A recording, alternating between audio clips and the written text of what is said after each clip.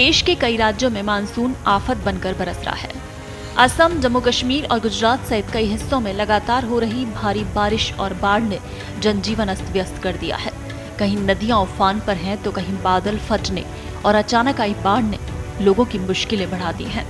राहत और बचाव एजेंसियां लगातार प्रभावित इलाकों में अभियान चला रही हैं, जबकि मौसम विभाग ने कई क्षेत्रों में अभी और बारिश की संभावना जताई है। सबसे गंभीर स्थिति असम में बनी है। राज्य में बाढ़ की वजह से अभी तक करीब 82 लोगों की मौत हो चुकी है।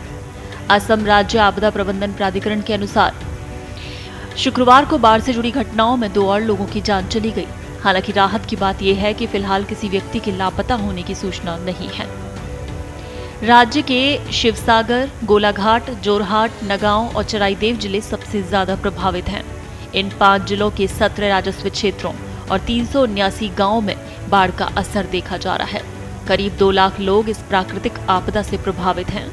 सबसे ज्यादा नुकसान चराईदेव जिले में हुआ, जहां बड़ी संख्या में लोगों को सुरक्षित स्थानों पर पहुंचाया गया है। प्रशासन ने प्रभावित लोगों की मदद के लिए 54 राहत शिविर और 26 राहत वितरण केंद्र स्थापित किए हैं।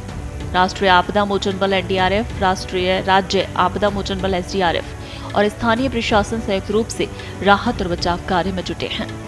बाढ़ प्रभावित इलाकों में लोगों तक भोजन, पेयजल, दवाइयां और अन्य जरूरी सामान पहुंचाने का प्रयास लगातार जारी है। उधर जम्मू कश्मीर की घाटी में लगातार हो रही भारी बारिश ने हालात बिगाड़ दिए।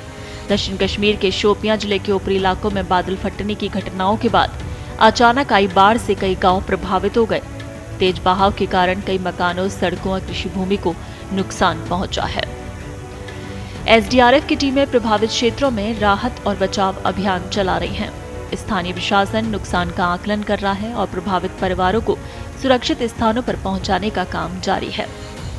प्रशासन ने लोगों से नदी नालों और संवेदनशील इलाकों से दूर रहने की अपील भी की है।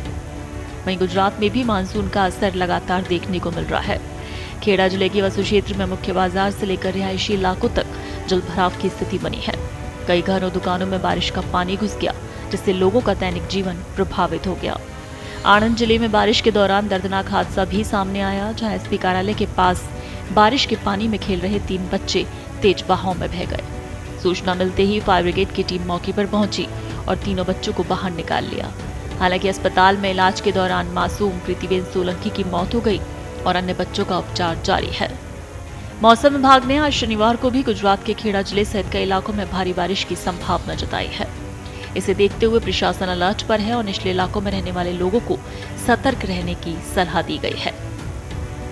लगातार हो रही बारिश और बाढ़ ने देश के कई राज्यों में सामान्य जनजीवन को बुरी तरह प्रभावित किया है।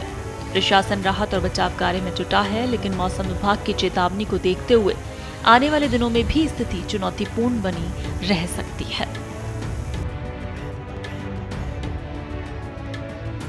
देश दुनिया की ताजा खबरें और वीडियोस के लिए अभी डाउनलोड करें पत्रिका ऐप।